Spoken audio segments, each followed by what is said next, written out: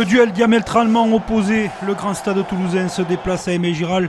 Qu'il soit remanié ou pas, c'est toujours le stade toulousain et l'USAP et ses fidèles supporters catalans sont bien là.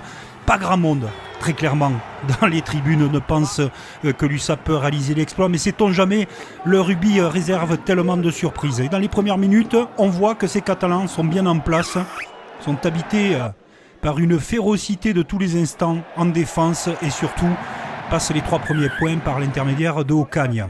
Derrière, ce ballon gratté est impeccable par le Sankéor. Monsieur l'arbitre n'a pas d'autre choix, pénaliser les Toulousains. Et ce coup-ci, c'est Ourda Pileta qui s'y colle pour 3 points de plus, 6-0 pour Perpignan. Dans tout ça, Toulouse va essayer de déployer son jeu, mais va se faire intercepter. Très bonne lecture de la défense catalane, on y revient. Elle est bien en place depuis le début de la rencontre. Et le coup de pied rasant, magnifique de De La Fuente. Regardez à la course qui se présente. Maxime Granel qui fait exploser Aimé Giral dans une ambiance délirante totale. Le stade est rempli à ras-bord. Toulouse va réagir par l'intermédiaire de Coste. Passe magnifique pour Lacombre qui part à la charge. Le stade met son jeu en place avec la feinte de Teddy Thomas qui marque une fois de plus en quelques jours pour faire revenir cette équipe du stade toulousain. Calvin Gourgue, positionné en numéro 10, est étincelant. Il rajoute 2 points de plus. 11-7 pour Perpignan. C'est le moment où Perpignan va être dans le dur, après les multiplications de séquences et surtout la force de Benjamin Bertrand qui marque son essai, le pilier gauche du stade toulousain. Calvin Gourgue converti de nouveau, 14-11 pour le stade toulousain.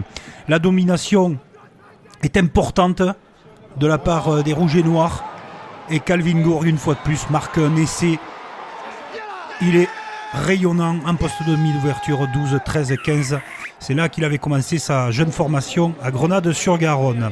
Il transforme lui-même 21-11 à la mi-temps. On ne donne pas cher de la peau des Catalans, quoique. Après cette sublime charge du pilier gauche, le ballon va partir sur les extérieurs. L'USAP défie le stade toulousain. Aimé Giral commence à grogner. La passe manque de justesse. Mais on reste intelligemment dans le pré.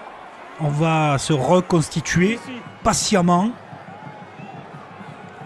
Et les entrées de 4 joueurs majeurs comme Yato en seconde période vont faire beaucoup de bien, notamment Ignacio Ruiz, qui vient lui aussi de rentrer et ramène tout Aimé Giral à 5 points du stade toulousain. Dans leur élan, les Catalans veulent remonter le terrain mais commettent une faute face au poteau et le stade toulousain ne peut que convertir cette offrande par l'intermédiaire de Calvin Gourgue. Presque résignés, les Catalans, ou pas, le stade toulousain continue son effort. Les Catalans se mettent à la faute, vous voyez le bras tendu de monsieur l'arbitre. Et Calvin Gourgue ajuste encore une fois son pied magique pour être entre les poteaux. Résigné, vous avez dit ? Peut-être, peut-être pas.